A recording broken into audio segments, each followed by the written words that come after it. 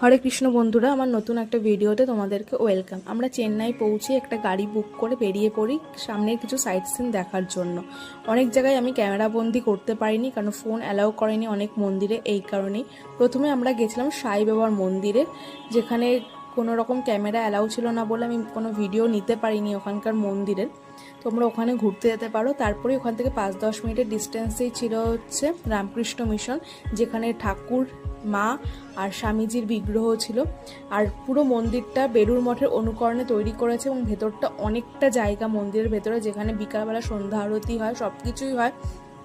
ওখানে বসে তোমরা জপও করতে পারো এবং শান্তিতে বসে কিছুক্ষণ ধ্যানও করতে পারো। এত সুন্দর জায়গাটা আমার সত্যি খুব ভালো লেগেছিল। ওখান থেকে বেরিয়ে আমরা চলে যাই হচ্ছে শিব মন্দিরে। আমার শিব মন্দিরের নামটা ঠিক মনে নেই। সেই শিব মন্দিরে চলে আসি। শিব মন্দিরটাও খুব সুন্দর ছিল। ওখানেও ক্যামেরা অ্যালাউ ছিল না বলে আমি কোনো ভিডিও করতে পারিনি ভেতরের